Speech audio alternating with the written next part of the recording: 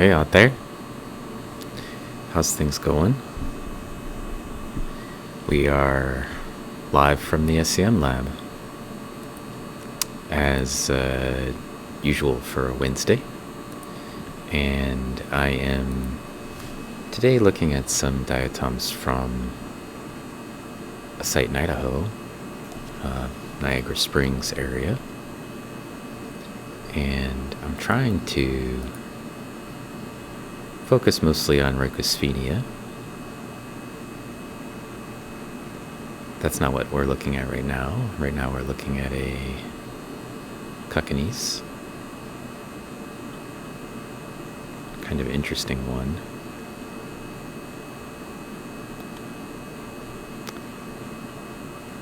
There is a Rhoicosphenia right here in the lower corner though. Just trying to get our brightness, contrast, and beam intensity settings the way I want them. So there's a little bit of patience required.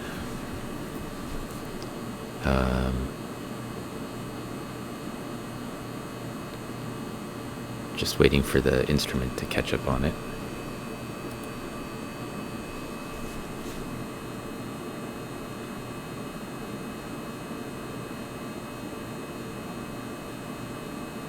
This is kind of an interesting view of this Cuckinese.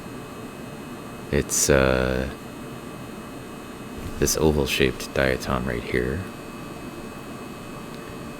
and this is Cuckinese lineata. It has this very distinct hyaline sort of ridge structure.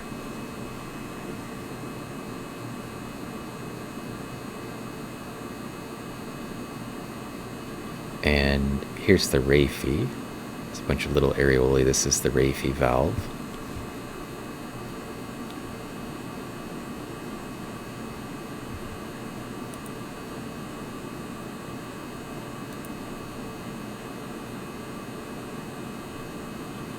I think it's going to look okay. I'm just going to go ahead and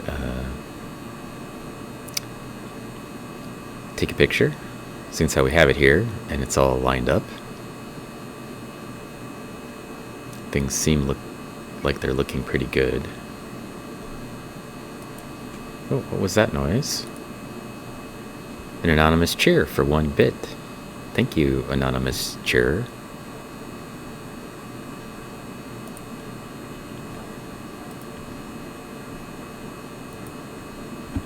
Your penny is appreciated. That is 1 penny that goes towards student research.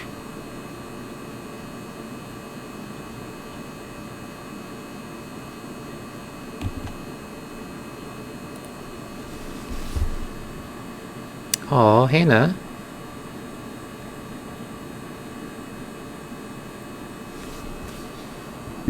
How's things going, Hannah? Let's see. Should give a little shout out to Hannah.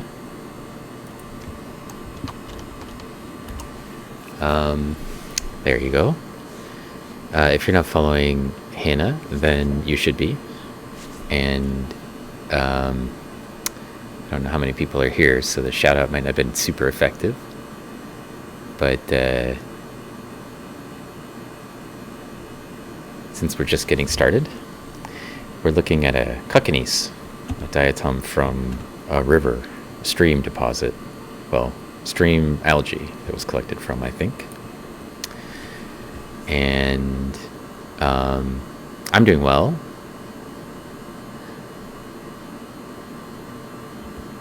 Idaho River. Yeah, this is the sample actually where Gomphonema was originally identified. And I'm actually looking for Rhoicosphenia, which is a little tiny river diatom, basically.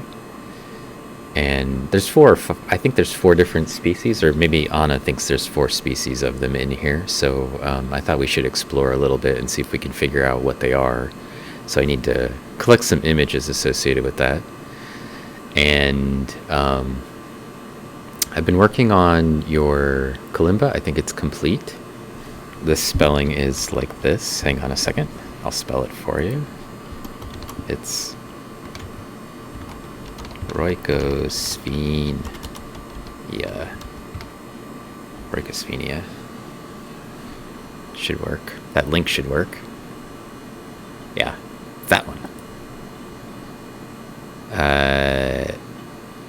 So the almond oil extract thing that I'm putting in to sort of use as the finish on it is basically done.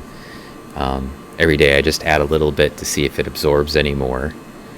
And I'm not sure that it's actually doing much besides making my hands smell nice, which is also fine with me. This is Niagara Springs. Sorry, I gotta write the file name. This is in the Ricosphenia folder.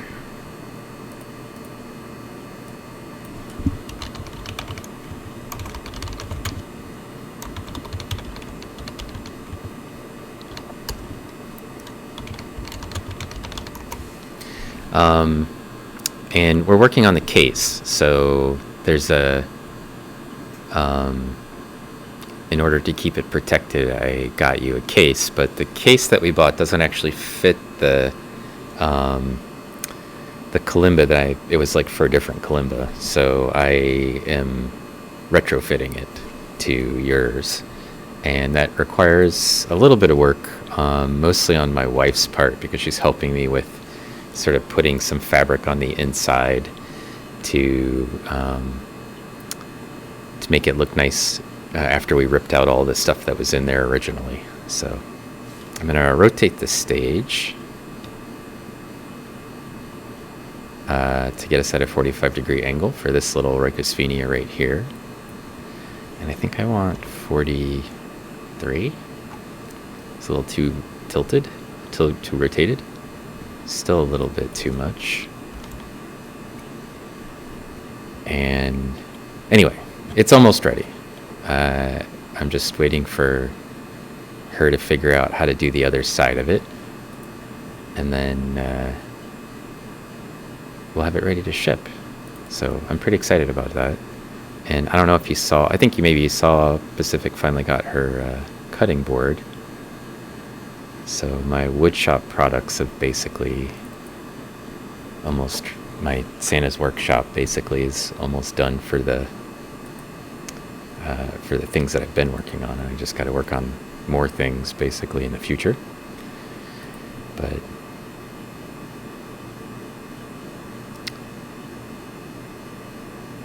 the most recent ones are done.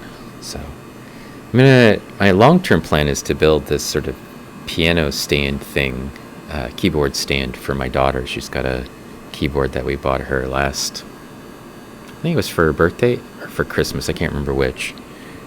We got her a keyboard, and it's just sitting on the table in the living room or whatever. So working on building a stand for it that will be a nice one. So I still have to finish kind of designing it. As with most things, once I get the design done, it's usually just comes together very quickly. So maybe I'll do it on stream, maybe I'll do it off stream, we'll see. So this is a Rhoicosphenia that we're looking at right here. This is an internal view of the short raphy side. Rhoicosphenia are really weird diatoms. They have basically one side where the raphy comes all the way or almost all the way to the center, and then the other valve, the raphy is short. And also one of them is concave and one of them is convex. And this is the convex valve. In other words, the outside of it's curved like this, and on the other valve, the outside of it would be curved like caved in, basically. So kind of interesting diatom, and it's been considered to be relatively species poor, but I think it's just because people haven't looked closely at it until recently. So I don't know which species we have, whether they're described species or not. I feel like Anna felt like most of them were not something she had seen before, so I'm trusting her intuition. I'm just going to take some pictures and see what we have in the SEM, and then maybe we'll have some conversation about whether it's new or old. So looks like it's going to be a clean view.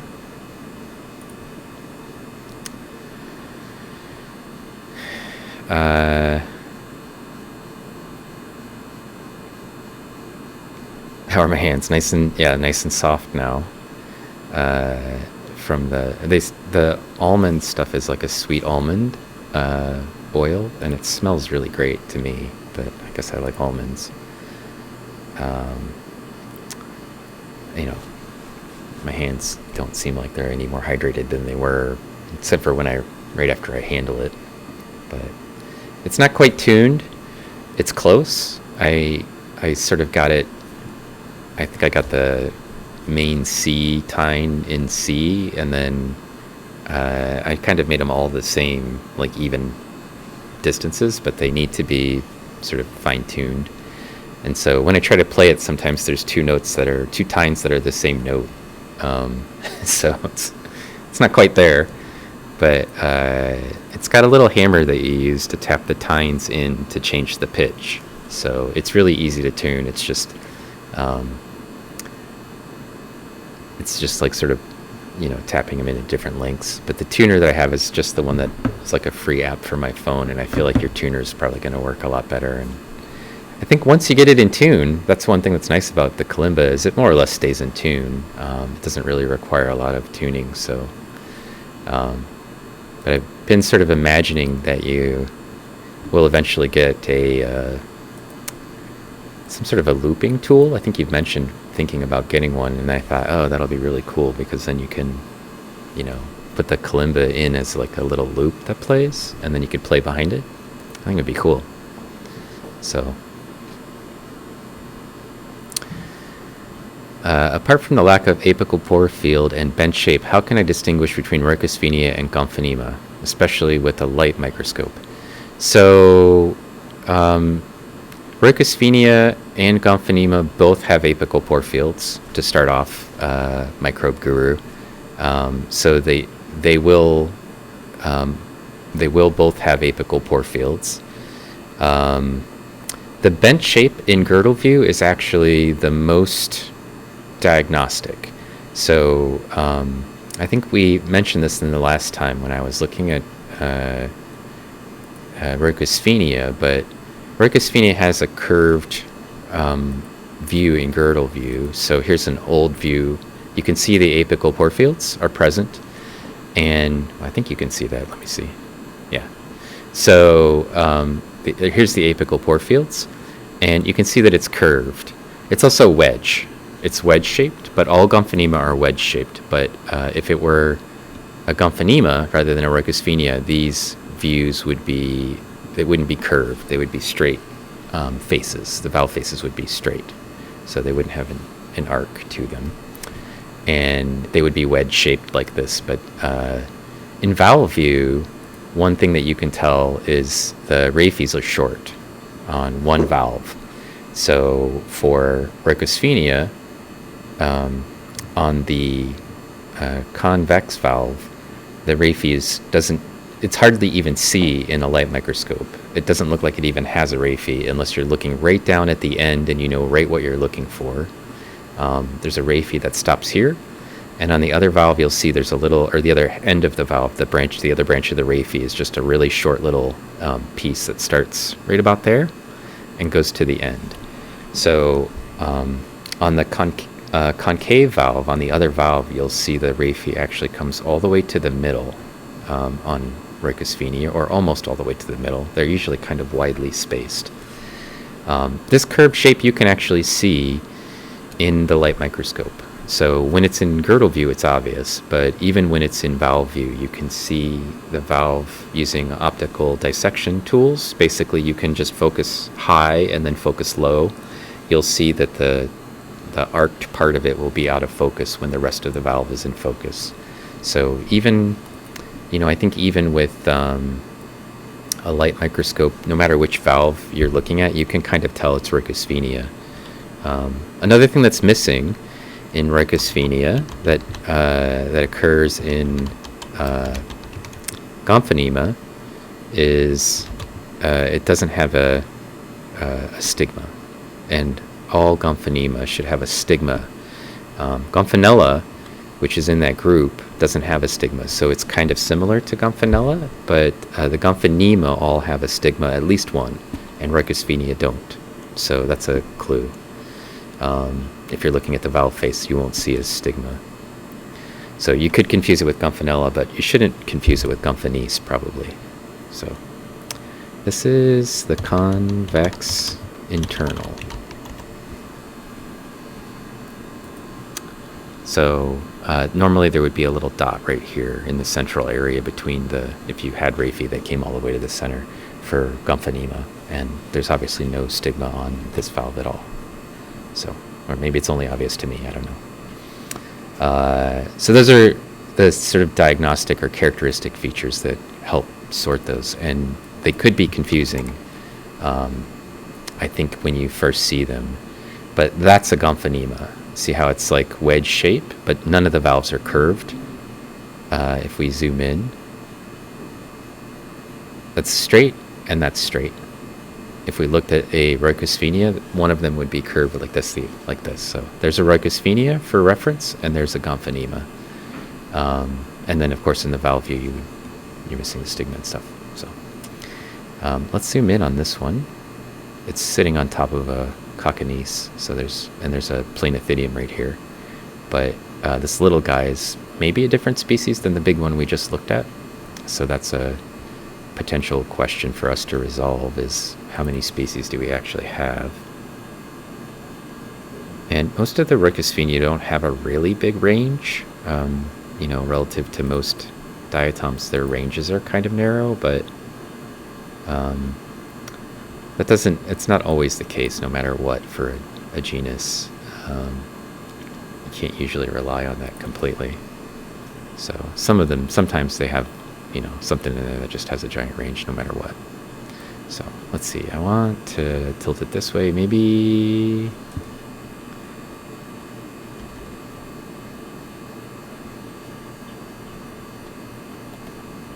Yeah, that's pretty good. Actually could go a little farther.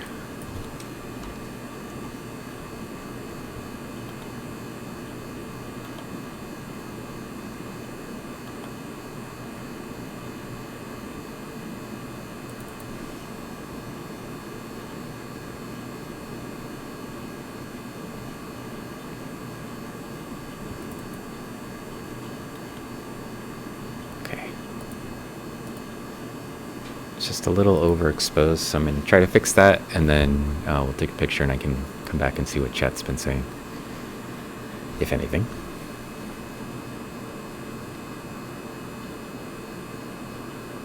Just waiting for the brightness and contrast settings to adjust. Oh, the beam intensity is wrong anyway.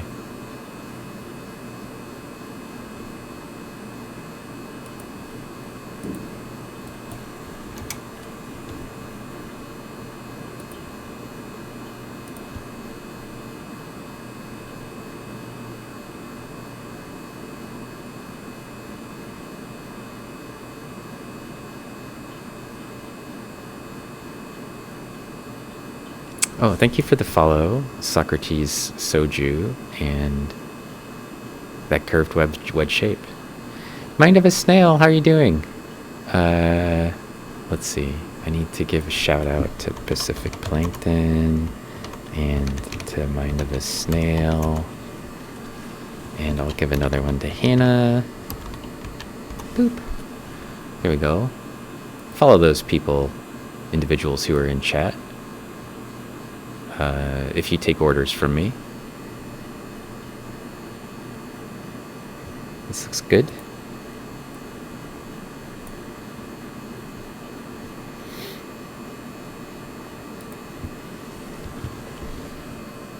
Hopefully everybody's doing well. Hello, studio. Haven't seen you for a while. How are you feeling? I think you had a bout of illness for a while there. Seems like you've recovered from. Maybe it was from the shot. I don't remember.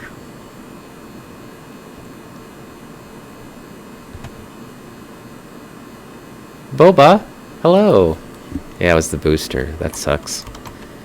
Let's see. Shout out to Boba Binks.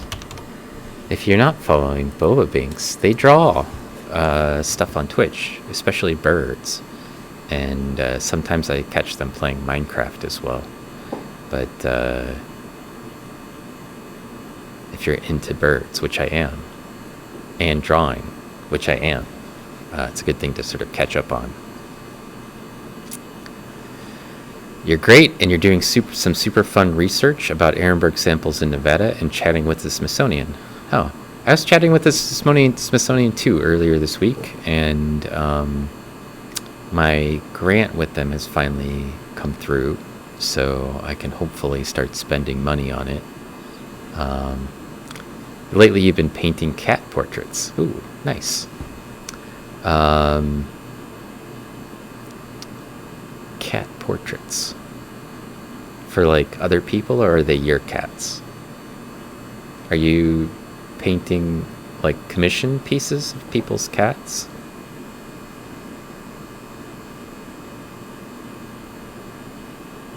Other people's. For money or for fun? Or both?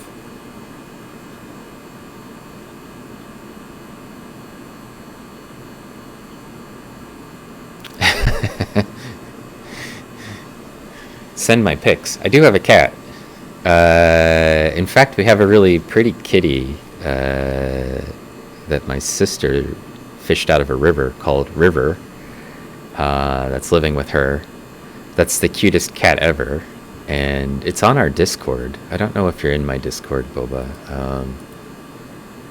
But we posted a picture of it before. She's a super cute little kitten. She's lost the really rounded ears that I think made her super cute, because she was fished out of the river. She was only a couple of weeks old. But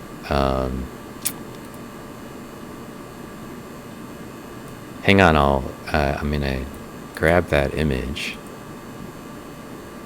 and I'll just show it to you, and then you'll believe me that it's a super cute kitten, and that I'm very serious about how cute it is. Let's see.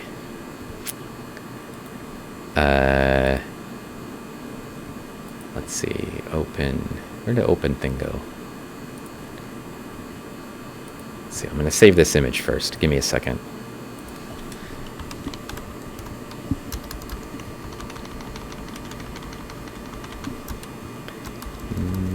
This is Girdle.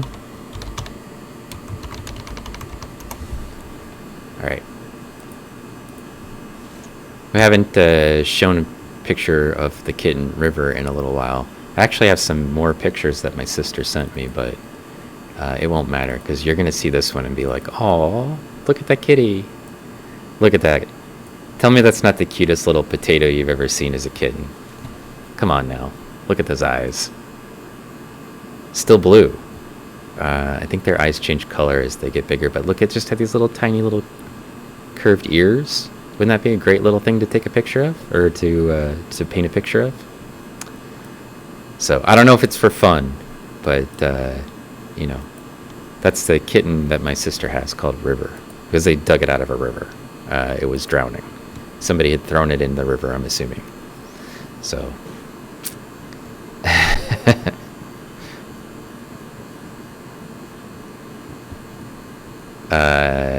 it's a cutie. Yeah, some really terrible person must have done that. And my sister was just out looking for birds with my mom, because they do bird photography as I do. And I can send you some pictures of my birds too, but they're not my birds. They're just in my neighborhood or whatever. But yeah, just they heard it. They thought it was a catbird, and then they fished it out of the river as it floated down the stream past them or something, and brought it home. So now she's got a cat.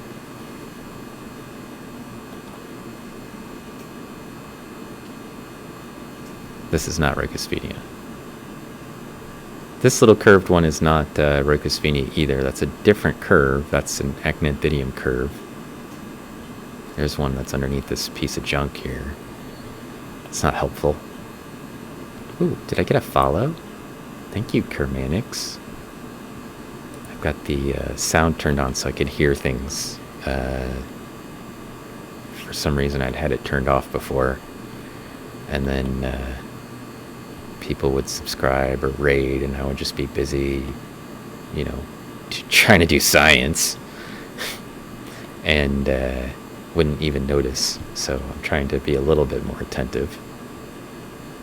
I think this might be the Rhoicosphenia that we saw before. A little one. It has a little bump on one end. You see this? Let's see. Let's zoom in. Right here. It's got a little tiny horn. Let's see if I can fix the view. There we go. See that little bump? It's got a little tiny horn on it. That Rhoicosphenia is it's got a little horn.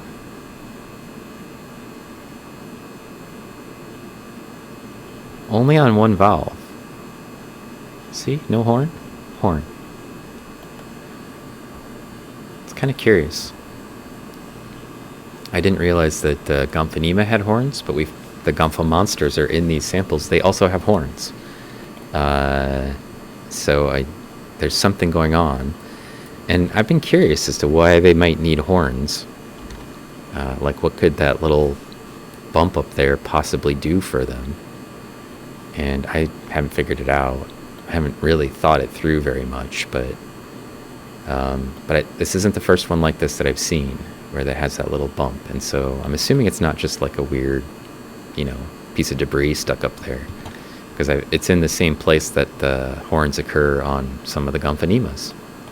So putting it in the I need to spend a bit more time looking at it category, which means it's going to be helpful for us to have a picture of it.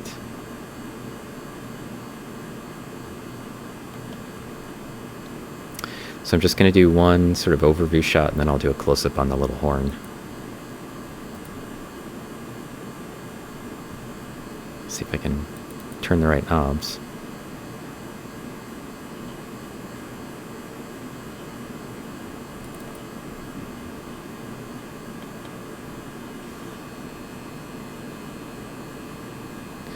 So I'm a little dressed up today relative to my normal, homeless appearance. And I mean, professors kind of want to look like homeless people anyways in general, so it's our standard operating for geology professors to kind of look like homeless people. So but I'm kind of dressed up today because Laura, my graduate student Laura, defended her thesis proposal. So not her actual thesis, but 1 year in, they do a proposal defense, and successfully defended it, of course, because she did a great job. And that's on the Gull Lake stuff that we've been working on. Occasionally, you'll see some of that stuff in the videos for this stream. And so she had jumped through one of the formal hurdles today. And I've got a lot of defenses this week and next week. So I had one on Monday for another student whose committee I'm on. And then Friday is Volcano Doc. Our friend Volcano Doc is doing her PhD defense. I think I just have her as Vol. Yeah. So we're going to lurk in on her PhD defense. I'm not on a committee there or anything. I just want to watch it. But and then next week, on Tuesday, I have a person's PhD committee that I'm on that's doing a defense. On Wednesday, so that's a dissertation defense, not a proposal defense. On Wednesday, my graduate student Addison is doing a thesis defense, like her actual defense to graduate. will be on Wednesday. So we may not have a stream, not sure. And then we'll see. I gotta celebrate, I suppose, at some point. And then on Friday, I have another student whose proposal defense we're doing. So all that's basically stuck in around my normal responsibilities. It's finals week, next week. And tomorrow we're having a party for the lab for the end of the semester. So I also need to get home tonight and clean, and then leave early tomorrow and clean. So got like a busy, normally I'm busy anyway, but an excessively busy week kind of scheduled ahead. So the horns are for attacking. That's totally possible. Let's see. You almost took home a stray cat today. How does that work? How does that work, Hannah? If you're in a different country, are you just gonna escape another country with a cat? Or you just bring it back to your place? Let's see. It's like a little devil, yes. Yeah, congratulations to Laura. She did a great job. So, sorry, I'm trying to just catch up on chat before this picture finishes. I think everybody's got a pretty good shot at working their way through. New Pixel Perfect, thank you for first time chat there, and for comments on the photos. The images that we're collecting, and all of the images that are below me, are ones that I've collected or were collected on this SEM, and the colors that you see are my colors that I've added to the images artificially. They always come out of the SEM in black and white. And if you're interested in those, if you're interested in seeing more of those images, that's just a subset of them down there. That's sort of my artwork, I guess you could call it. You could check out the Instagram for the SEM lab here at Indiana State. That is filled with images that I constantly add to that collection. So yeah, grading is such a pain in the butt, but that's basically all I have left to do. So you think it's a mutation? The horn? It could be. I'm sort of curious if it's something that separates this as a species, because I don't remember seeing any Rhoicosphenia with horns. So, but it could be that I wasn't looking for them. Totally feasible that I might overlook something like that, because I don't really spend a lot of time focused on Rhoicosphenia. In part, that's sort of why I'm focused on it right now, though, because I feel like it's sort of a curiosity in these samples. So let's see. I'm just trying to find my folder to stuff things back into here. This is, I'm just going to call it species 3. We'll see if it turns out to be a third species or not. And I'm going to put parentheses horn. There we go. And let's zoom in on the actual like horn structure here, in case it turns out to be something kind of unusual.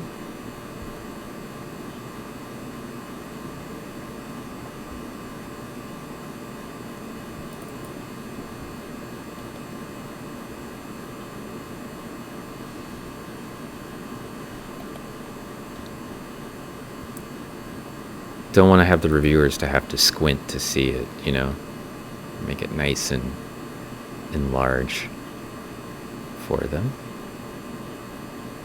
So there's no doubt that it's some sort of a horn. There we go.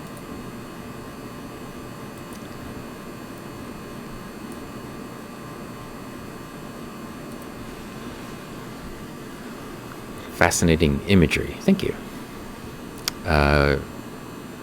Just give everyone an A. Job done.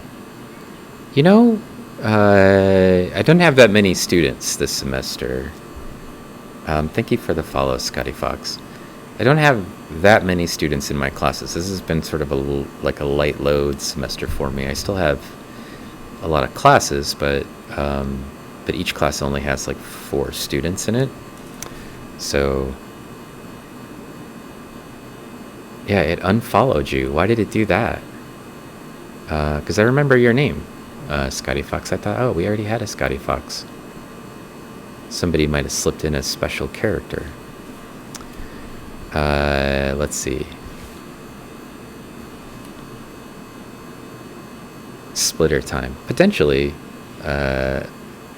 Jonathan, I'm not really a splitter, but I feel like there needs to be some characters that would define a species. And I feel like adding a horn is not something that just, I mean, if you saw a human with a horn, you'd think they were something different, right? So, Pseudo9, how do you go about adding color to the images? Is it some sort of procedural colorization or by hand? Mostly I use sliders. So I will take it into Photoshop, or I sometimes use Procreate, or I sometimes use Adobe Lightroom. Recently I've mostly been using Photoshop to do it. And then I play with sliders. I add gradient maps over top of the images or layers. It's relatively easy to also select parts of the image using Photoshop and then colorize those independently. And also I could select them and then color them with a paintbrush if I wanted to. It's just most commonly I don't have the energy to do that, so I mostly have colorized these using sliders. So I pick color gradients, or I color map them based on the tone gradients. So you can basically change the mid-tone, the highlights, and the shadows pretty easily, and separate those colors out. Occasionally I get a little like, just want to get something to look the way I want it to look, and so I'll go in and play with things and try to be a little bit more focused on turning them into artwork. But you know, a digital painting sort of does describe some of what I do. So yeah, GIMP is an okay tool for that. I have used GIMP to colorize things, but I find that Lightroom is basically a lot easier to use for images, and I could do it on my iPad. So if I'm on my iPad, I usually use Lightroom, and then I bounce it to Procreate, and then back to Lightroom, and then back to Procreate. So I do a lot of the tweaking and sort of painting parts of it in Procreate, and then I do a lot of the gradient mapping stuff in Lightroom. If I'm on my desktop, I always use Photoshop, and it's just because the Photoshop tool for my iPad's not very good relative to the desktop version. So, but it's easier to do than you might think. And I did a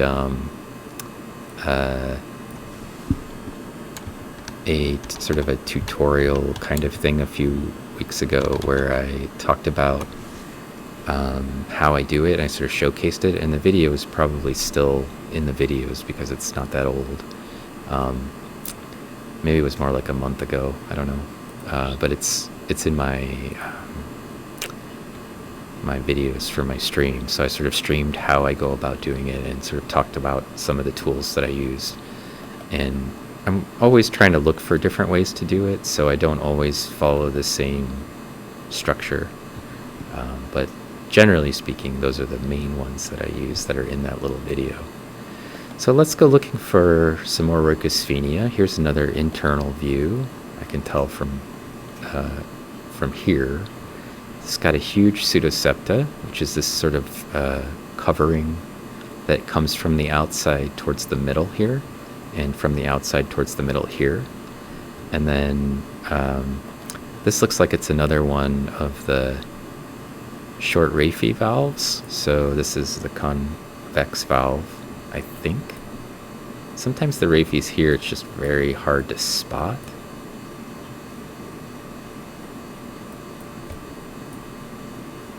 Let's try to get this in focus first. So this part's sharply in focus.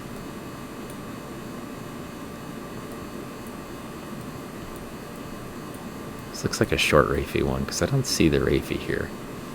So this is probably the the rounded valve or the convex valve.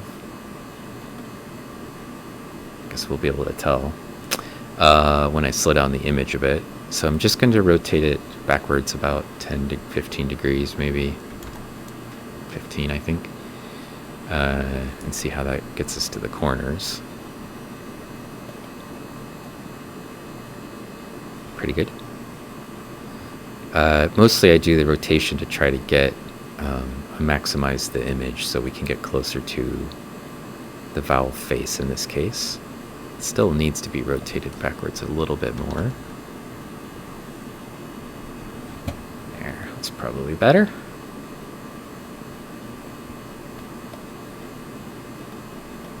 That's basically corner to corner.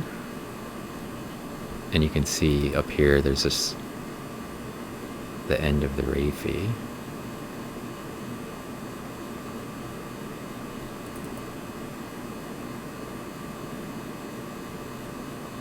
Just need to back off a little bit.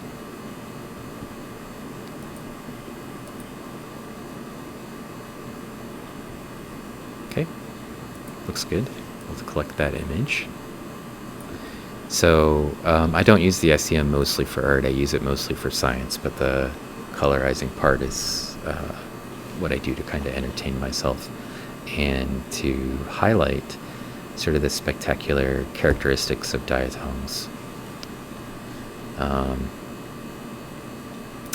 You don't do that sort of thing often enough to shell out for paid software. Yeah, well, Procreate's, you just pay for it once, so, and I think it's only like $10, so it's a pretty good deal.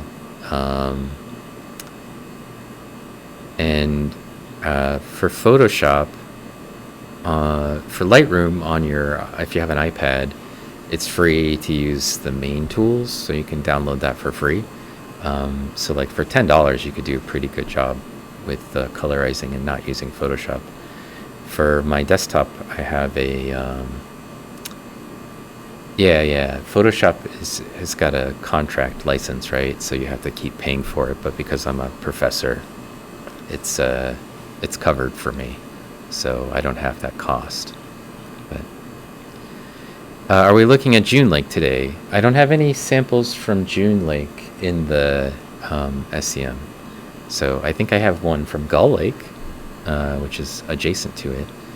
But I mentioned that Laura defended her thesis today, and it's on Gull Lake, and she's also working a little bit on June Lake. And the Rhoicosphenia that we found in Gull Lake may be a new species, so we're exploring that. And I think I have Laura's trying to get in contact with.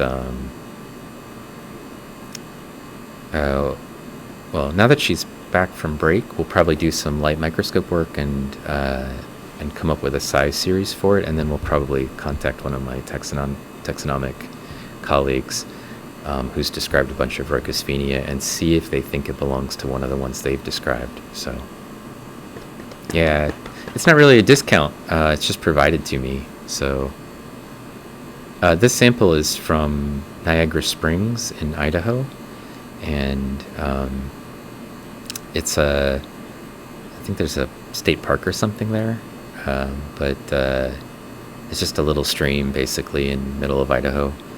And my friend Anna sent me the samples, and she went out then again this past spring and collected some more from there because we found a bunch of weird stuff in it. So this is her materials that she collected, and then we processed here and made slides and sent them back to her. So this could be the Rhoicosphenia with the horn, or maybe it isn't. I don't know. It's in the right size group, but I can't tell for sure because we're looking at the inside, not the outside. So just going to put internal view. And this is the convex valve. For some reason, the concave valves, I don't know why, they always seem like they're a little bit harder to find, both internal and external views. There has to be an even number of them, but maybe they just land on their side more frequently. So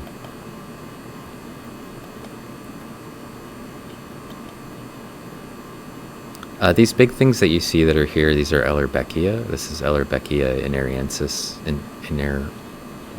something like that. And then the little oval-shaped things are the same as the one we took a picture of when the stream first started. Those are Cockanies. Those are all different types of diatoms. These form chains. And then on the valve face, these have a series of very strong ridges. And then these little guys that are sort of oval-shaped are Cockanies. And then there's some Planethidium that are pretty common in here that Anna thinks also might be new. It's a question mark to me whether they are. This is an interesting little internal view.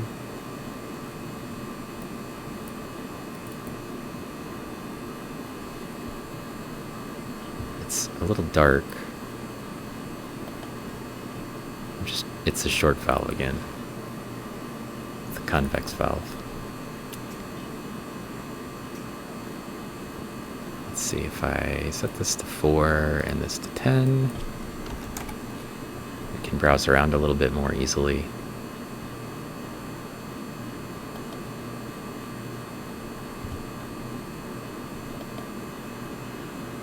So these big things are all Alarbekia.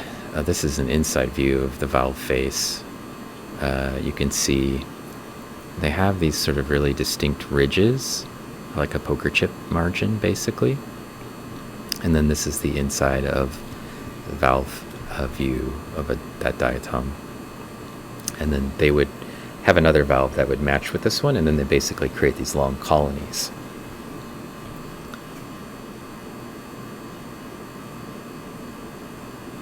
This is just some debris in here. And then these are Cockanies, all of these things. And the Cockanies actually have this really interesting internal structure right here. This is the valva copula, the first girdle band on the inside of the diatom creates this sort of feathery looking structure. I don't remember what the name of it is, something like fimbria. That sticks into the valve a little bit.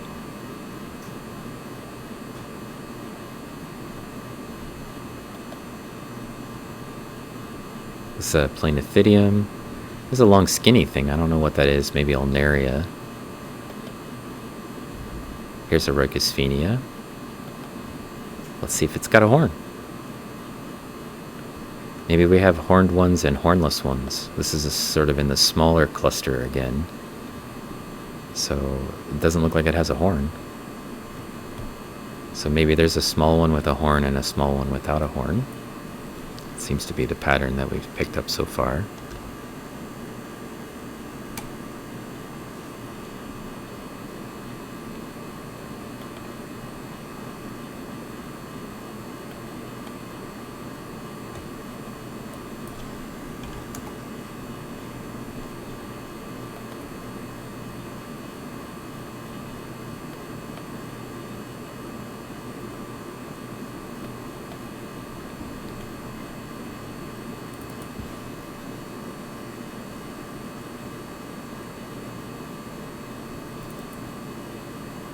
In focus, and I need to fix the beam intensity.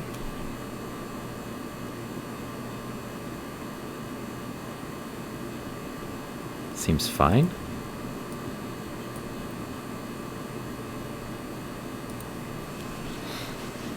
Let's see. Hannah's back. Did you say you were going to stream today, Hannah? I can't remember. You streamed a little bit the other morning, and then I had classes I had to go teach. And I thought you said you were going to come back with a stream tonight, but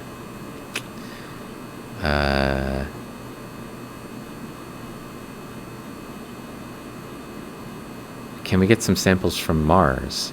Well, if somebody sends me samples from Mars, then I will definitely put them on the SEM. At the current situation is I don't think that anything from Mars has come back to Earth yet. I think we sent things there, but I don't think anything has come home.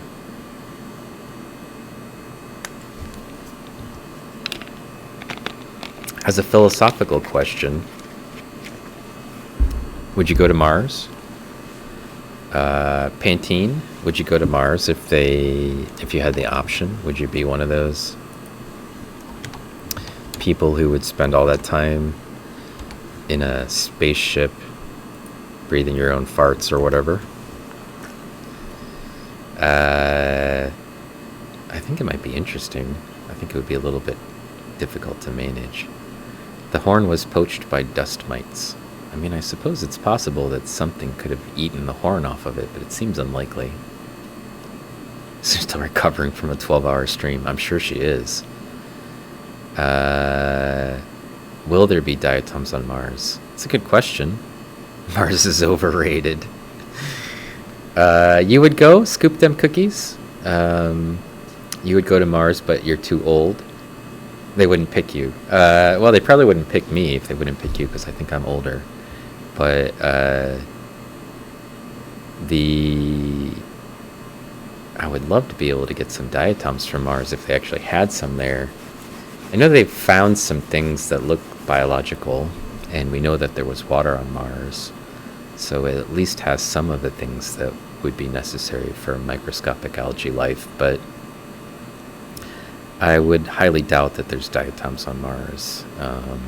Not in the strictest sense that we think of, right? 20 years younger and you would say yes to Mars. I feel like people getting sent to Mars should be the older people.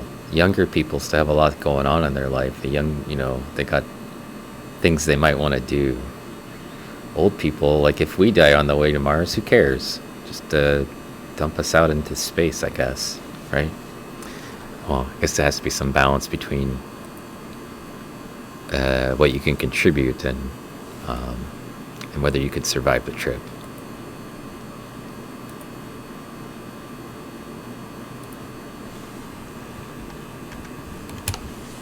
It's kind of an interesting question, though. I mean, I have a daughter, so there's no way I would do it, right? Because I would like to be able to see her grow up, and that's a lot of the prime years I would be missing. But I'm sure my wife would also miss me, but I mean, I feel like I have a responsibility to my daughter, so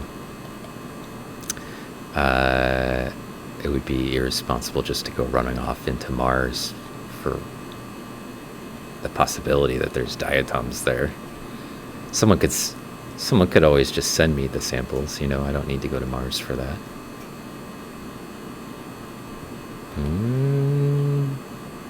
That looks like there's a bit of a horn right there. It's a little one. Tiny horn. At least has some sort of a keel structure. This one you can see the valves are starting to separate a little bit. So diatoms are made of two valves.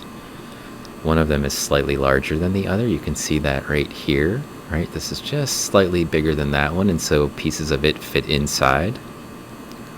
And then the girdle band's broken down here at the bottom, so they don't quite overlap. Let's see, let's go 85.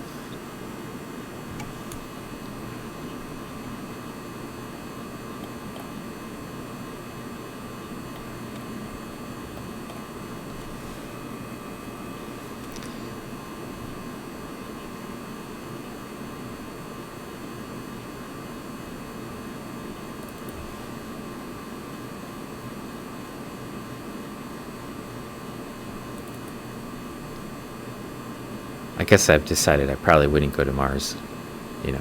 People can just send me samples. You can send Studio, and then she can just bring some samples back and we'll put them on the SEM.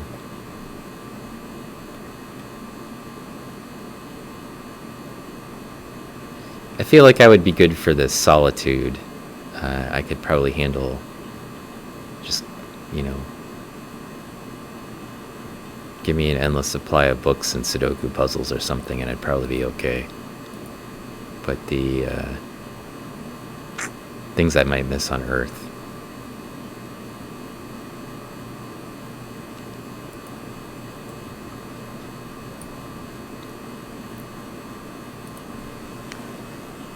If it was one way. Yeah.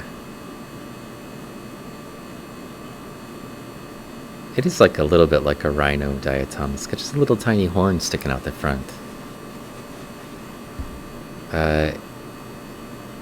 Is it not common to find these diatoms in a Mars river if there once was life? I don't know. It's hard to say. We don't know. You know.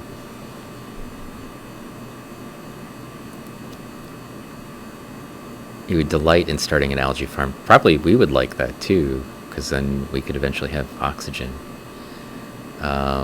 One of the instruments they already got to Mars able to take pictures like this? No. They do have some sort of the newest rover guy, the one that's got a Twitter account. It does have some sort of a coring thing, and it does have some geo tools, but they don't have imaging capacity, so it's not like an SEM. It's more like scanning XRF or something like that. So excited for us to land on various probes on Europa. Yeah, Europa would be sort of interesting. I think Europa is the one that has methane lakes and stuff on it, right? So that would be super interesting.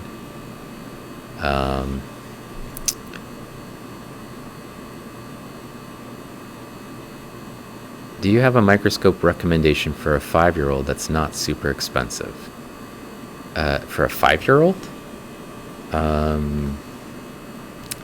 Honestly, the fold scopes would be the best choice for those refunct. They're not very expensive at all. We also just have these little handheld microscopes. They're more like a magnifying glass than anything else, but they have the ability to sort of focus, that are just like little plastic ones that are super cheap and would get them able to see most things. Like my daughter's 7, and I feel like she probably could use a higher level microscope, but do you want to be giving them that sort of thing? They're usually a little bit more expensive. They also make microscopes that are built into iPhones. So if you had an old iPhone, you could potentially, or any kind of a smartphone, you could use them with one of those. And I don't think those are very expensive either. If you just want a actual science microscope and you want you want to have something that's sort of your child would be interested in, to get them started in real microscopy, not using just simple toys, then it doesn't really, you can get a cheap microscope that's maybe 50 or 60 bucks. Most of the things they're going to be looking at don't need the highest level magnification. So I would just say you don't need to have a high-powered microscope with a high-powered lens on it for almost anybody, except for a diatomist or somebody who's looking at some very small things. You can get really decent images out of a 20x objective with a 10x magnifier. That's 200 times magnification, and those are pretty cheap. The lenses are cheap. There's not a big difference in the quality of the lenses, so I don't think you would have to struggle too much to really just get any reasonable priced microscope that's kind of shaped the way you want with respect to, is it portable, is it is it something that's rugged enough that you could take it outside? I don't know what your what your goal is with it, but I think that the quality of microscopes, to be honest, is based off of optics, and the most expensive parts on the most expensive microscopes, there's the low-end microscopes, and then there's sort of student grade microscopes, and so the very low-end microscopes probably would be fine for a kid. They're not doing research, so there's not a big difference between the optics at 20x on a cheap microscope and my research grade microscope. They really don't have much difference with respect to the 20x objective, unless you have differential interference contrast or phase contrast quality lenses on there. And those are really sort of the jump up in quality required for microscopes is usually in the higher objectives range, so the 63x's, the 100x's, and most people don't need that. I mean, not just kids, but not even most adults need those sorts of things, unless they're doing research. So, to be honest, there's not a big difference in the quality on low-end microscopes and the lenses that you need for what you might want to look at for a 5-year-old or a 7-year-old or a 10-year-old. I mean, they want to look at water bears and wiggly stuff and amoebas, and like most of that stuff can be observed pretty easily with a 20x objective. And you don't even need the higher end stuff for it, honestly. You might be too close, and it might be too difficult to control if you tried to take it any closer than that. For people, because you'd have to chase things around that are moving, and that's very challenging. So, I'm not trying to be dismissive. I'm just trying to say, like, it's not. You could basically just look at the reviews and make sure that the quality of the manufacturing is good, and then probably any microscope would be great for a kid that age. They're never very expensive because the parts aren't very expensive. It's usually the eyepieces and the high-end filters and things that cost the money. So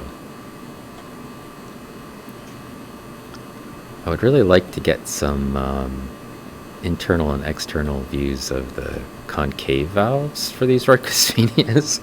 We're seeing everything but those, just like before. It's another horn on that diatom, and there's a horn on this valve as well, a little one. But that's very distinct. I don't think it's the same one that we took a picture of before.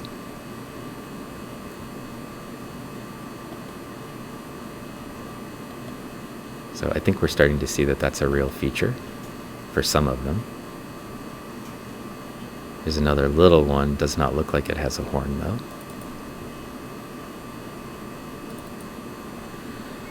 I don't recommend you get your 5-year-old a scanning electron microscope, although I feel like my daughter could use this one.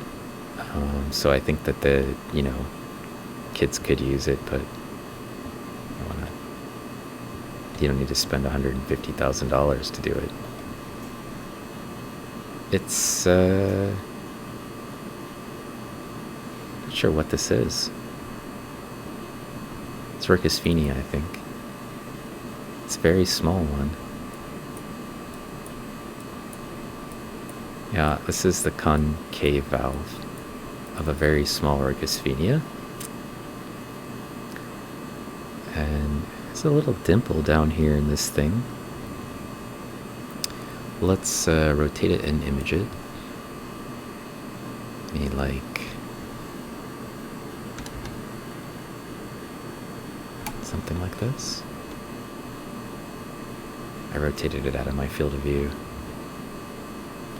it is.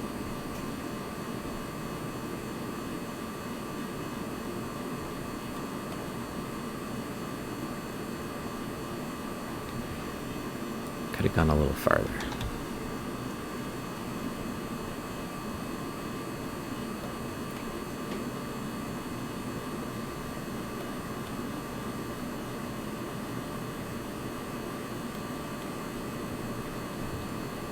Too far.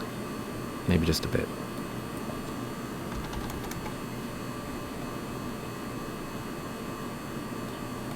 I'm being fussy. But it's a very small diatom, so getting close to it's kind of a good idea.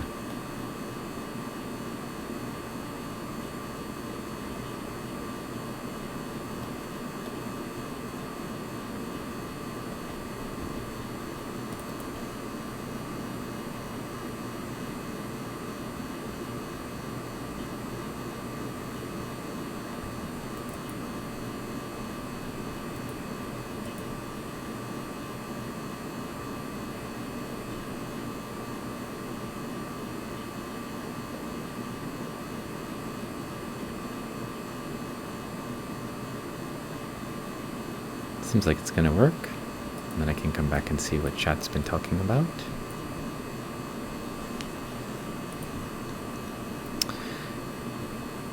Space is hard, I'll watch from home. It's a good idea, Pragmatic. Also, nice to see you, Pragmatic. What happened to the streaming you were doing? I thought I saw you for a while there, and then you'll bring stuff back for us. Good. How much does an SEM weigh? It's way too big and way too heavy. Also, it requires like a supply of nitrogen, and it's difficult to get the samples loaded. I think probably it wouldn't work. Flowers. Yeah, robots to Mars sounds like a great idea. Hey Anna, we're looking at those Niagara Springs samples. So we found a Ricosphenia with a horn, and we've got this little Rhoicosphenia, and then we've got the big one. So I have 3 of them that I think are probably different species. Thank you for the follow, Luke. And yeah, liquid methane under the ice. Digital ones get dirty too easily. Yeah, that's probably true.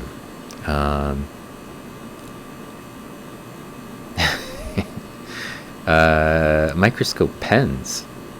Do they make pens? That's interesting. Hi, I use little Bluetooth endoscopes. Pretty convenient for random things. Oh, yeah. Hey, Xavier. How's it going? It's nice to see you here. I don't know about difference in quality. Looking through bad microscope can be frustrating. Yeah, but you're looking at stuff that needs to be imaged at 1,000 times magnification. Kids are looking at stuff that doesn't, so... Yeah, I mean, it's a great gift for a kid. Anything across that range would still be great. I feel like kids love looking at little things, and there's a fascination for looking at things in this sort of, invisible world that we're in. Do I live in Idaho, or did I get these sent to me? I live in Idaho. I don't live in Idaho. I live in Indiana. But my friend Anna lives in Idaho, and she sent these to me. So they make awesome pens. I use them in Italy at a workshop. Oh, that sounds super cool. Chippy Flip, hi, and Hannah. Look, you can see the longer, you can see here's the raphy, and this is the concave valve. You can see they come almost to the middle. This is our little tiny diatom, concave.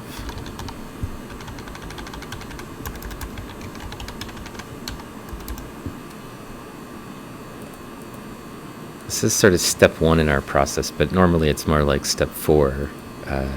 Have to go back and do the light microscope stuff, because as much as the SEM is super useful, it's sometimes really challenging to tell differences in sizes in the SEM. That would seem like a weird thing to say, but it's true. It's really difficult to... That's a Gomphonema. It's really difficult to tell how big something is. I mean, scale is so messed up, right? Because we zoom way out, you can see there's these giant Elervecchia everywhere. And then the thing we were looking at just now is like a tiny little speck in this thing. But when we zoom in, we just lose all sense of perspective, because, we can make it as big as we want, basically. So that just makes it difficult for gauging sizes. And so I feel like as much as there's a scale bar built into it, the SEM kind of creates a challenge in a way for us to figure out what we're looking at. There's a little tiny Ricosphenia.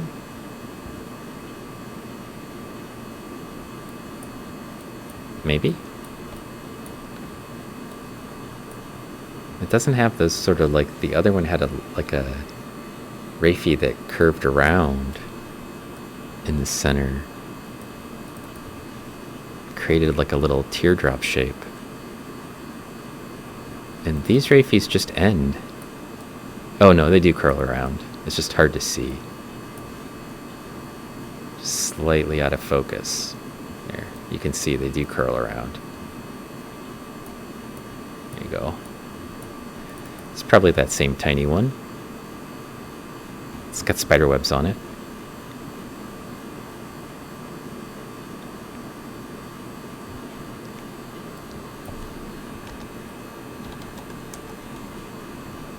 Turn it just a little and we'll take a picture of this tiny little one.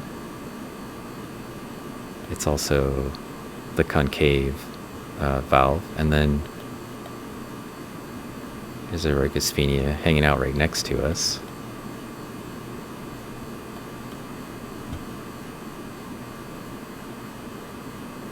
Doesn't look like that one has a horn, but you can see a little bit of the valve face right there, so we might take a picture of that while we're here.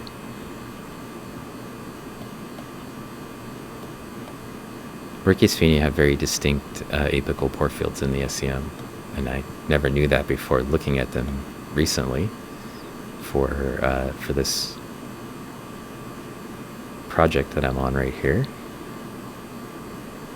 And start to see it, and you're like, oh, I can just tell it's Ricosphenia from the apical portfield now.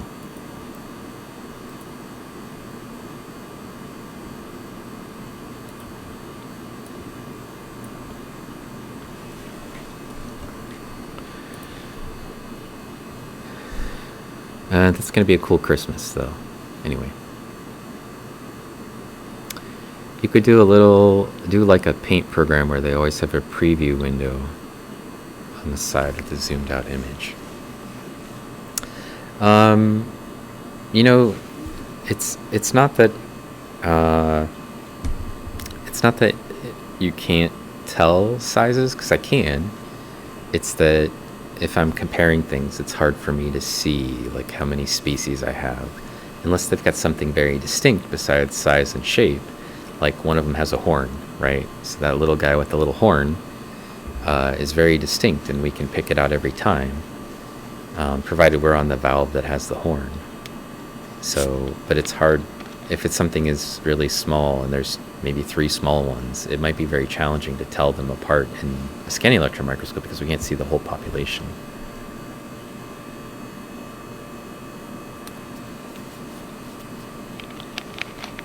The perspective gets lost a little bit, and so I actually find that honestly it's a little bit easier just to sort of use a light microscope to compare them, shapes and ranges and sizes.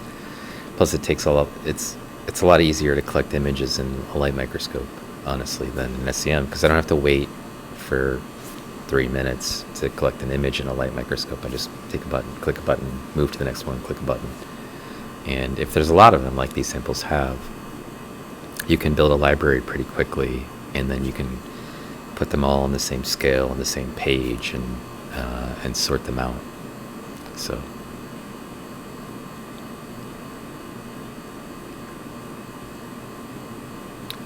I think you were in a be right back moment, Hannah. I was asking if you were planning to stream today, because I thought you said you were going to do another stream today, but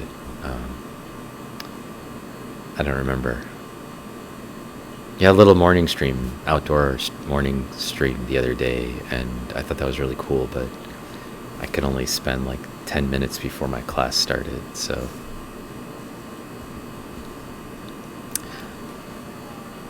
CosmoQuest, welcome in. Thank you for the raid. Thank you for bringing your viewers to hang out with us. Hey, Bill Nash. You're planning to, yeah. Okay, good. I think I added this finally. Huh?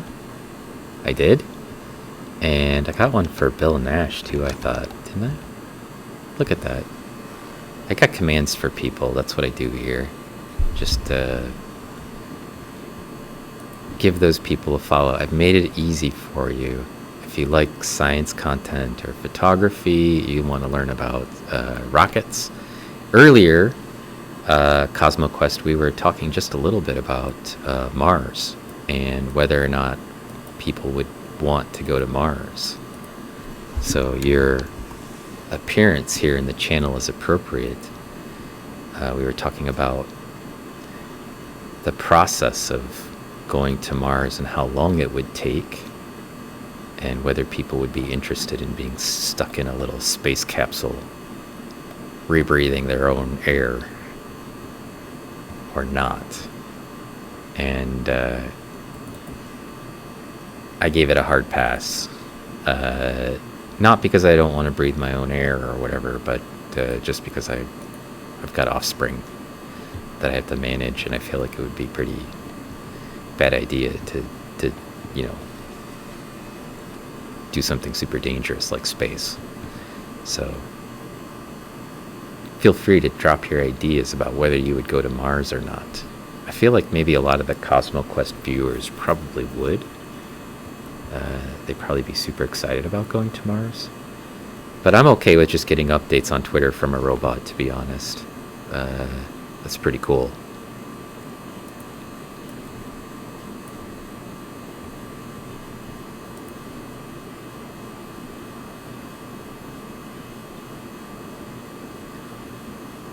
Gotta learn some science. Well, there's a good channel to learn science from is CosmoQuest.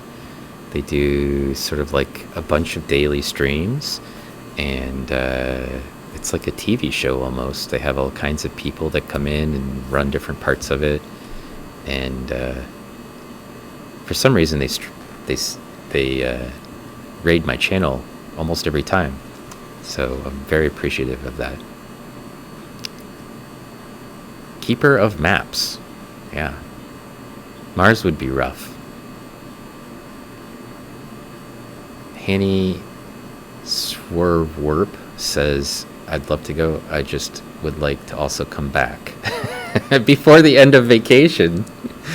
That seems like maybe that would be a little bit too long. Mars would try to kill you. You'd have to grow potatoes out of your own poop. I mean, you got that going on there, right?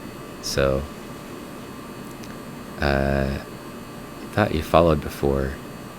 Yeah, I thought you followed me before too, Broken Symmetry. I don't know. Maybe you unfollowed me for some reason. Some other person was here earlier, a Fox person who said that they had gotten unfollowed and had refollowed. Scotty Fox, I think is their name.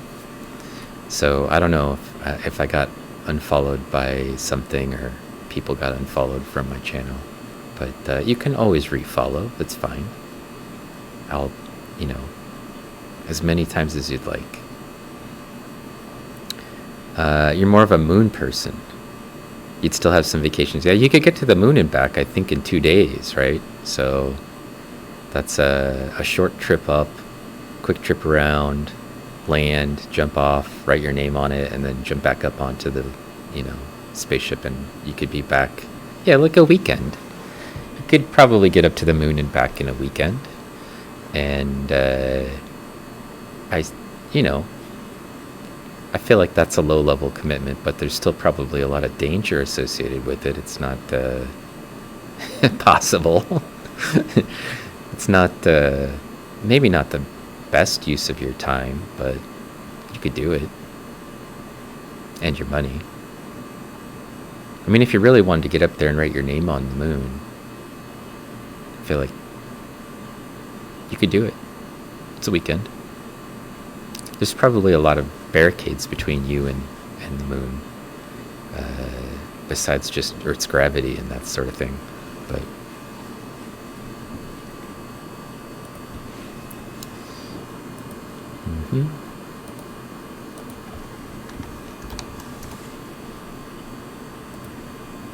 all right, let's see if we can find some larger valves with internal views and concave valves. That's like a little bit of my current quest here. Current ideal situation would be to have some internal views of some of the larger Rhoicosphenia. We found the little one. We found a medium little one with a horn. And like a tiny horn. This is the one without the horn. There was that really little one that looked kind of a little bit more robust or egg-shaped. And there's a bigger one. So it's a big one in girdle view. I think we already got a view of it in girdle view. So Rhoicosphenia have curved wedge shape, an apical portfield. Two different types of valve faces with different kinds of raphes. A pseudosepta. Look at this cool Elervecchia that's just sitting here. Valve face up at us. With the Cockneys just dangling on the edge of it. You can see it's got little tiny spine-like teeth around the margin. Or teeth-like spine, I should say. That used to connect to other valve faces. And so this is what it looks like when you're looking at the end of this diatom chain. So this is Alarbekia, and this is a colony of Alarbekia. This one's got a little cockneys attached to it.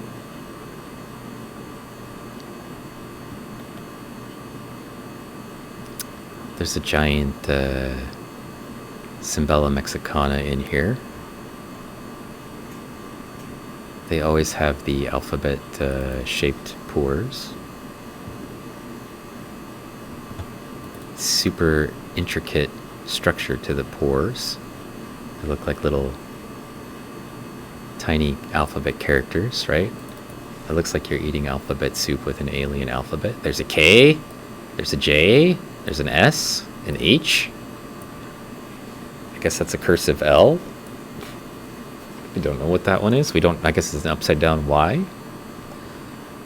We got all kinds of cool letters, right? This is Cimbella mexicana. That's the way their areolae are shaped, like crazy letters. One of the coolest diatoms ever in the scanning electron microscope. Just all the pores are crazy letters. It's mind-bending. And then they have apical portfield. So you can see they have different types of pores down here on the ends of the valve. These ones just simple holes. Normally they would extrude material out this thing and create a stalk, and then they live attached on the stalk. These pores are for something different, and then this is the raphe. Super cool. One of my favorite diatoms to look at in the SEM, just because the pore structures are so intricate. And also they have a stigma in the middle of the valve face, right here. A little hole. Right here between the raphe ends. And then you can see they have these like really cool little squiggly line things that are basically at the ends of the rows of striae. So what a cool diatom.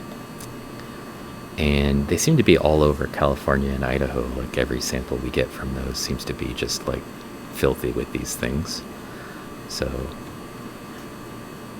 keep them coming, I guess. They're fun to look at.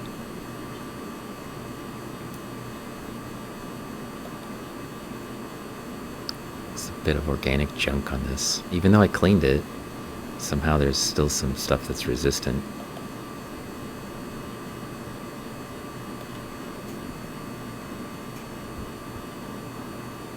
I gotta play horn or no horn. That one has a horn. A little tiny horn. On both valves. Horn? Horn. Right? See it? Right here? Like a little tiny rhinoceros or unicorn.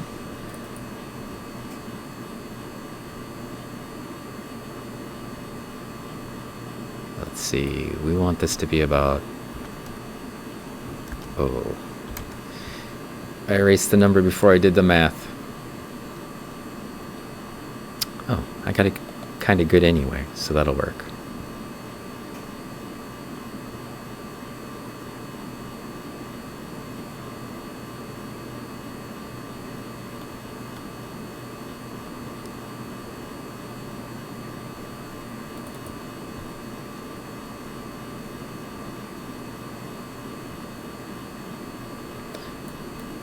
good.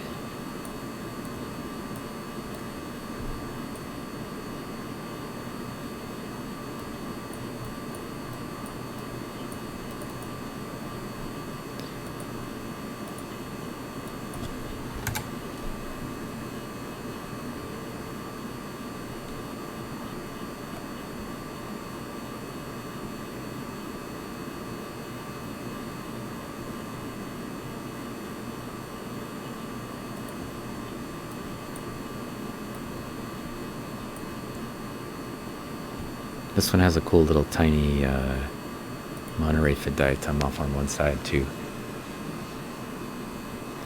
Do I think Mexicana should be Cimbella? That's a tough question. I think it's an extreme version of a Cimbella. So technically, probably not. I think it probably belongs in its own genus. But I feel like it has enough of the characteristics of Cimbella. The main thing that's different, that separates it from the rest of the Cimbella, is the position of the stigma. Because normally stigma for Cimbella would be on the ventral side, right? So the position of the stigma is in the wrong place. And then the areolae are different shapes, so hard to say. I mean, the shape of the areoles are very kind of diagnostic for some groups. So, I think there's moon graffiti already? Probably, you know. You think probably they went up there and put their hands in it and wrote their name in the powder and whatever. It's going to be pretty small, though. It would take longer to climb Mount Everest. Huh, there you go. And I was considering a few days in Texas would be too much of a bother. Probably. They probably wrote, probably those astronauts, the first thing they did was, walk out the shape of a giant dong on the moon. That would be my guess. You know, bunch of frat boys. This is awesome exploration into the tiny verse. It's great, but I don't want to miss the family art streams you have. Oh, well, I still do those. Sylvia hasn't been asking me to stream recently, so we haven't done anything. But we'll get some in probably this weekend sometime. We'll see. Tomorrow we're having a party for the lab group at our house, so I'm probably going to end this stream around 3:30, which is like, half hour from now or so. And then we're going to make sugar cookies and decorate them like diatoms with icing. So, 2 parts to that. One, I have to get home and help my wife clean the house and prepare stuff for the party. And 2, and then we can have a contest of who makes the best diatom out of a cookie. So that's the way my parties roll. There's cookies, there's diatoms mixed together. And then I'll be putting together some mulled wine. And we're going to have, just if you're curious, what do we eat? We're going to have sugar cookies, mulled wine. I'm making some split pea soup, homemade sort of handcrafted split pea soup. And then we're probably going to make some vegetarian chili as well. So there'll be 2 sort of warm dishes. And then chips and stuff. Friends, the people who are coming from my lab will be bringing stuff. Potentially their friends, and some food and some drinks. So, should be good. Looking forward to it. I was desperately looking for donut emotes.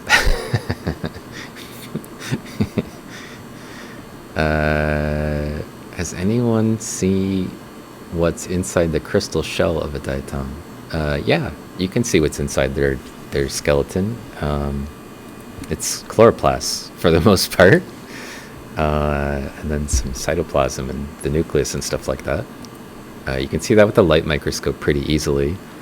In the scanning electron microscope, it's a little harder to see because we have to basically destroy all that stuff.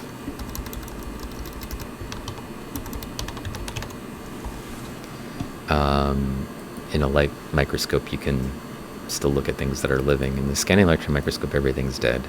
So, and these samples, everything's dead already too, because it's been a while since they were living. They were collected live, but shortly thereafter we put them in some chemicals to analyze them in the light microscope and on the SEM. That is a Gomphonema, not a Rhoicosphenia. It does have a pseudosepta, so it has many of the same characteristics, but a couple of things that are very distinctly different. This one is biseriate, and that thing up there, just out of the field of view, is a stigma. So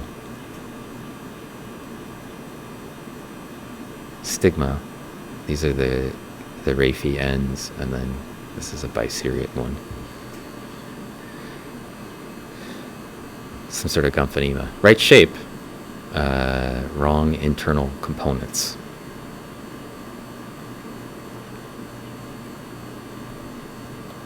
It's another Elervecchia in valve view. Very pretty one. Got the cool structure on the valve face, and then this one's got a bit of the other valve stuck to it. It's a broken fragment of the other valve came off with it. There's a weird shaped Cocconice up there. Let's take a look at this one, and we'll take one picture of this valve face because I think it's kind of cool. Very radial in appearance. Sharply in focus right there.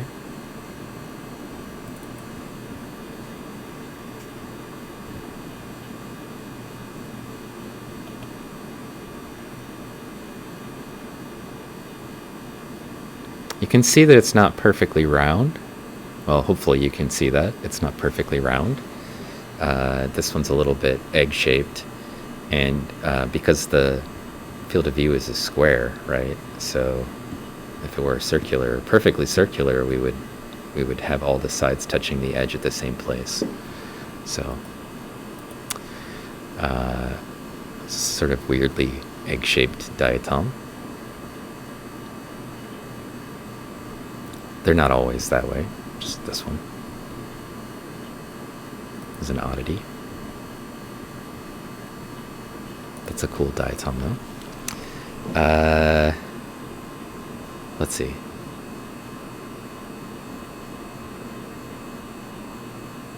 Oh, a music streamer named Mary Amber. Thanks, Boba. Maybe I'll check her out. You can give her a shout out if you'd like, or somebody probably can.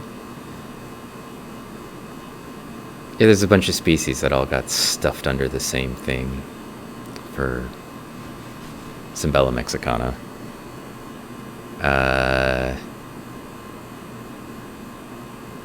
Tale is as old as time itself, the frat boys on the moon. You think you could write a song about frat boys on the moon? I think that's a great lyric.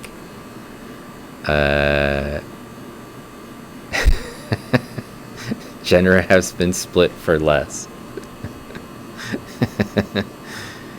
I feel like we have a bunch of things we still need to work on before we invent things for us to do, Anna.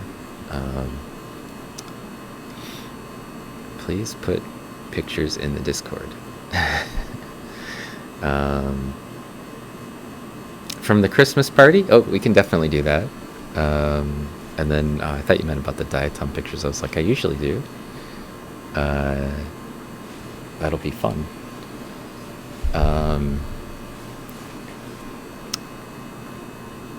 Can we do that too as a Discord Christmas event? Oh, I mean, are you asking, can I share it? Probably. Probably I could share a little bit of the party in Discord. I had to ask the girls in the lab, but I think most of them would probably be okay with it.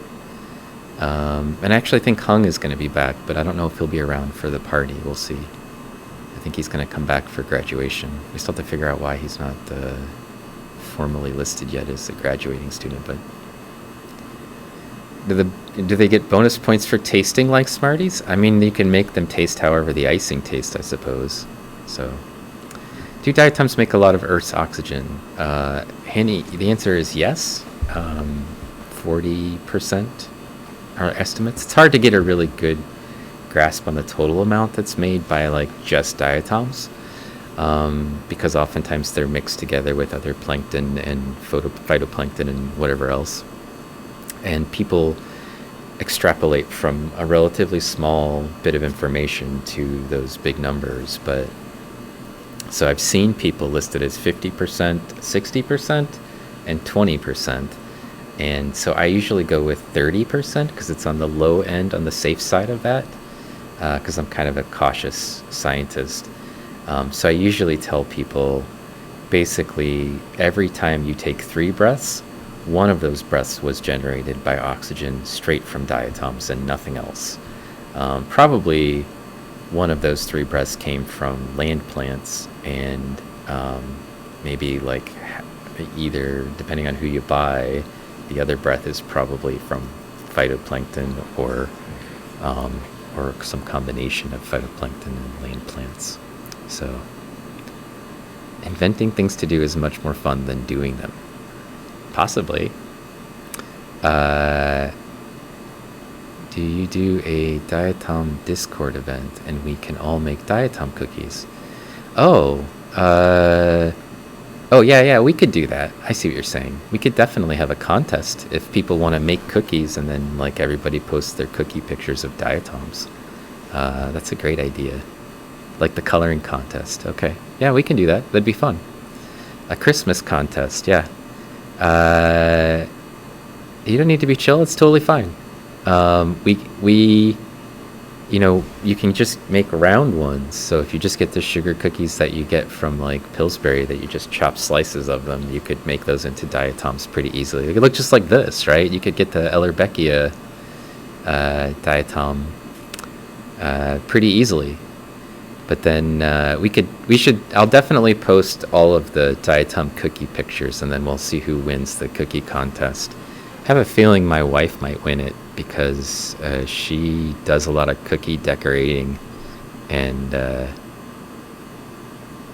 her plans for that are usually pretty solid because she's also a diatomist. So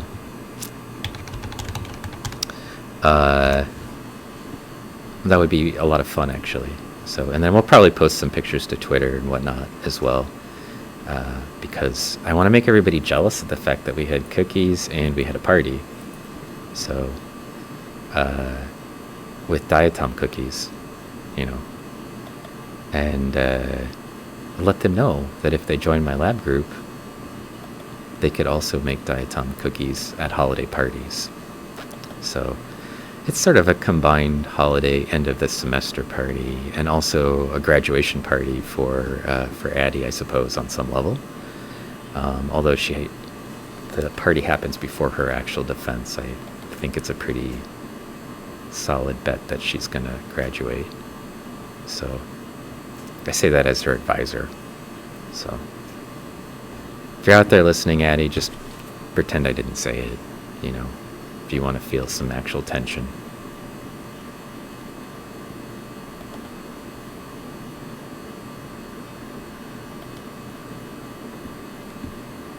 Well, we got time for like one more diatom picture, so I'm going to just browse around a little. And then I got stuff I got to do associated with said party.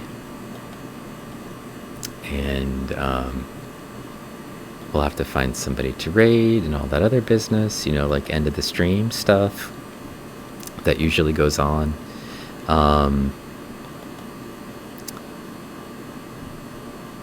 But I would like to try to at least find one larger diatom with an internal concave view. So we've been on the same stub the whole time. That's because this is a nice clean stub with a lot of Rhoicosphenia that were on it. But maybe my problem would be solved if I jumped to one of the other stubs. I always think, maybe there's just another stub right around the corner with that perfect view of the diatom that I want. And then I get on the next stub and it's basically the same stuff. But we'll give it a shot. We'll jump back to 5 and see if there's anything on this one. These are all from the same site, so and I think the same sample even. These were originally designed to look for Gompha monsters, and there's a planethidium in here that I thought that you were going to try to describe for us, Anna. I don't know what sort of progress you've made on that, or if you changed your mind about it. But it's in the to-do list work column. And I have some good news. My long-awaited Afrosimbella paper is mostly together, so I feel a little bit more relaxed about the fact that that's close to being submitted. And that will be 5 new species of Afrosimbella with work that my student Mallory and I have been working on for really the entire time that Mallory's been in my lab. So it's been a while. It's been a long time coming. So if you're familiar with Mallory, she's used to be on the stream all the time, and then now she just sort of occasionally pokes her head in. But she's only got about a semester left here, so I figured we better get it published or close to published soon. And I had a little bit of time around Thanksgiving to work on it, so that was nice. I'm not seeing any sudden views of internal Rhoicosphenias that are solving any of the problems yet. Hey, somebody gave me a follow. Thanks for that. Dev on the go. Dev on the go. Dev on the go. And BiteCube, thank you also for the follow. Let's jump back to 4. This is our last shot at it. Finding one of these Rhoicosphenias that has an internal view that's kind of the larger one. Oh, maybe? Maybe? Is this an external view? That's not even a Rhoicosphenia. It's the planethidium, though.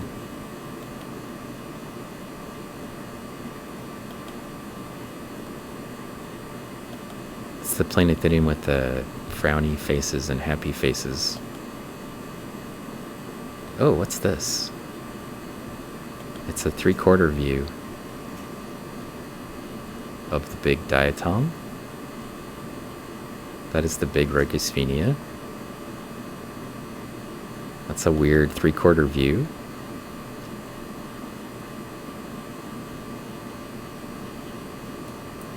That'll work. Okay, let's see. I want to go backwards about 20 degrees. Let's just go back 15 and see what happens.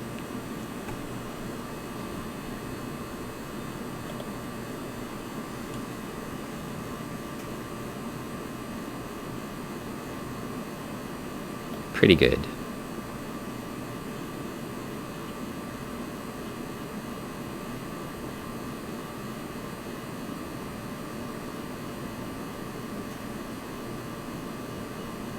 You can see those Raphy ends very clearly.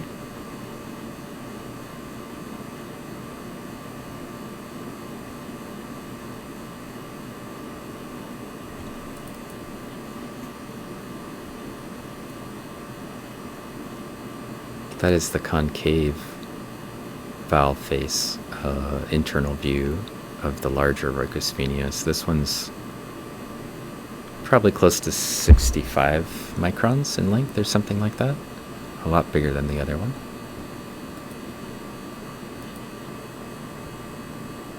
As a bonus, we got a pretty Cockanice and another one, and a weird edge view of a Cockanice here as well.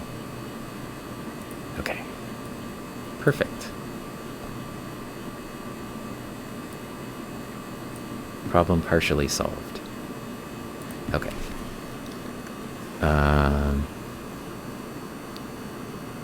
Spoiler alert, you're graduating. Probably. Okay, let's see. You want to enter a Diatom cookie contest. Excellent. I will lay it out there as a contest. And then we'll have a contest about it with Studio. You don't have to send the cookies, just the pictures. But if you also want to send me the cookies, I would be very excited to eat some of them, probably. So, if they're sugar cookies, they're probably all going to taste kind of the same. So excited, a tiny bit of research for the Smithsonian.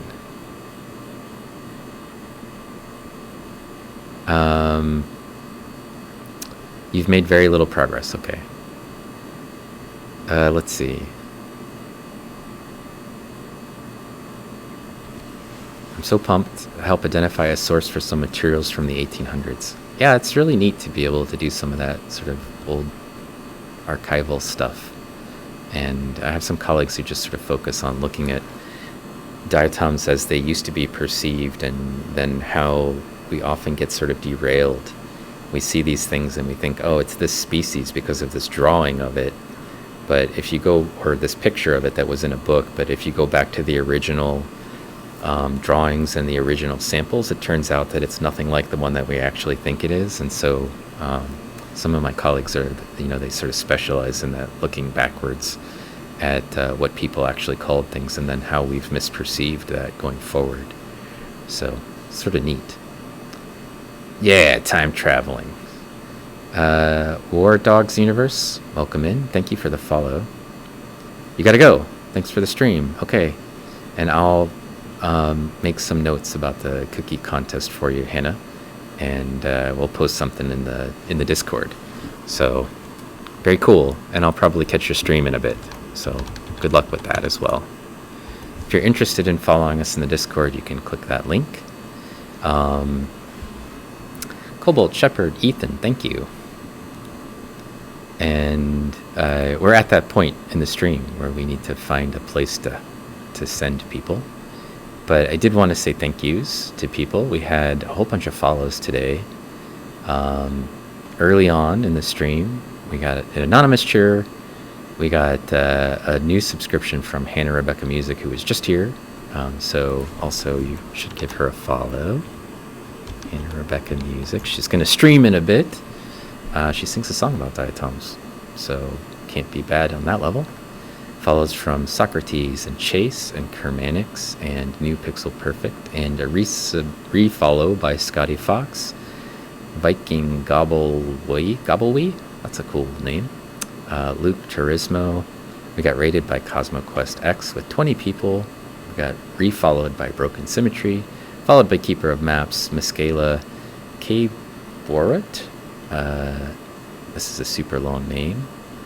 Natalia, Dev on the Go, Byte Cube, War Dogs Universe, Pseudo9. Also, thank you for the follow and for hanging out and chatting. And Tigers, thank you for the follow just now. It's been a fun little stream.